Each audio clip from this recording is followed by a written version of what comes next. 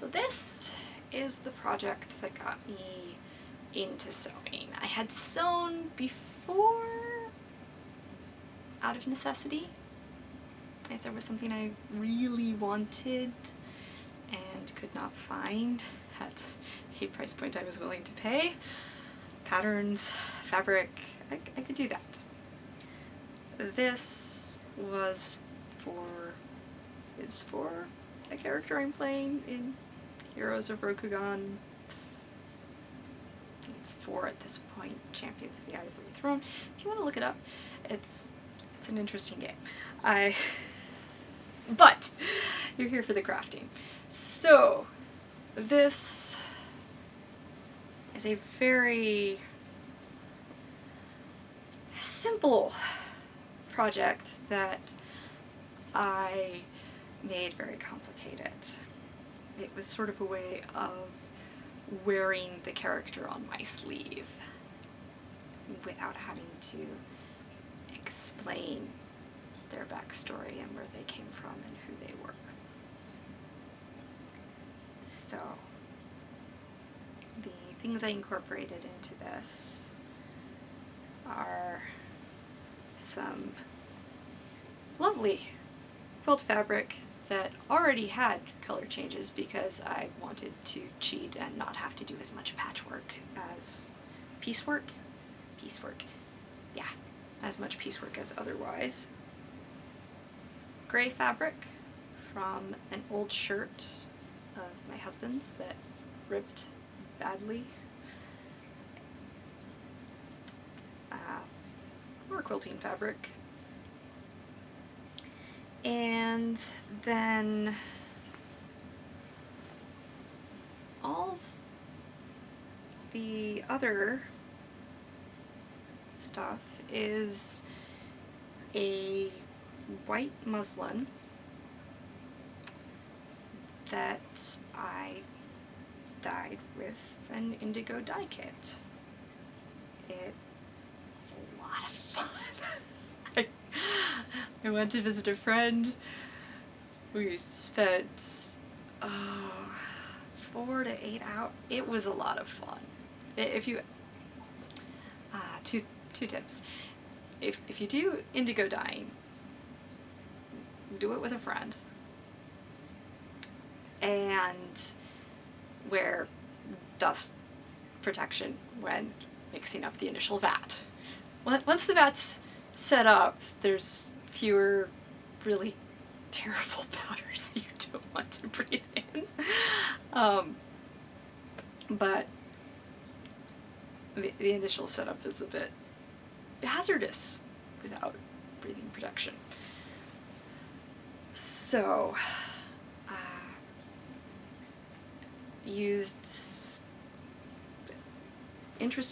I had several pieces pre-cut out and folded in interesting ways and tied in interesting ways.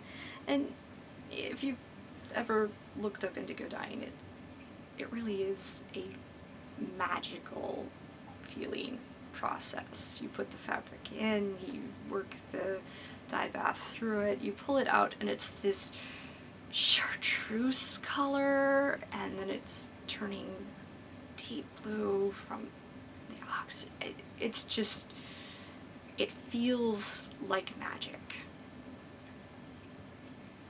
It's a completely understandable, thoroughly interesting chemical process, but it feels magical.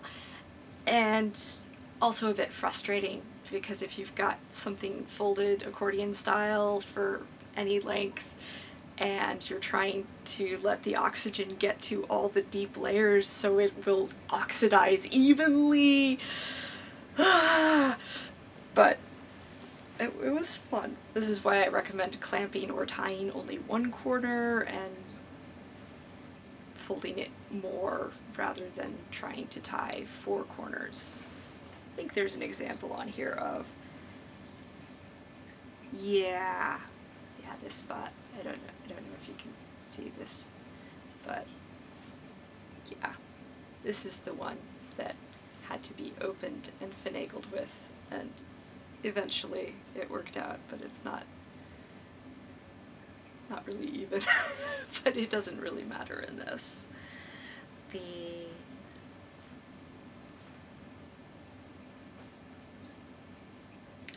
unpredictability is part of the charm.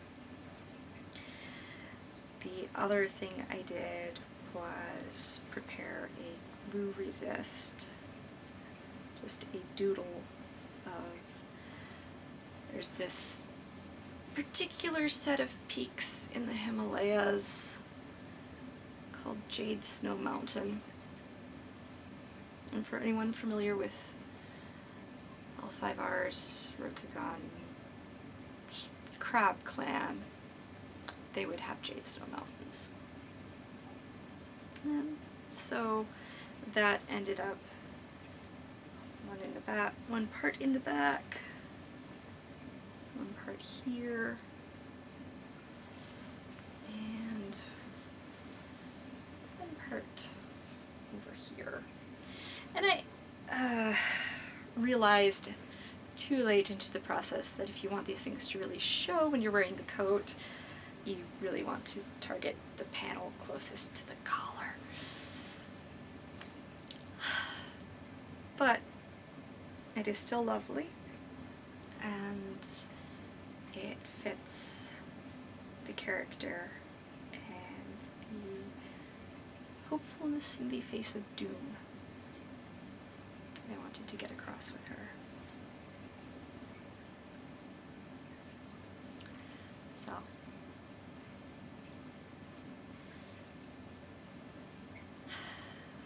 it was also an interesting way to explore the backstory of the character, where she was from, familial connections.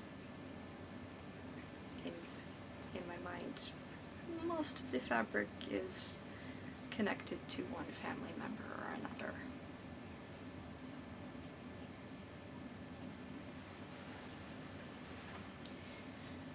I hope this gives you some ideas. Embrace the fuzzy doom.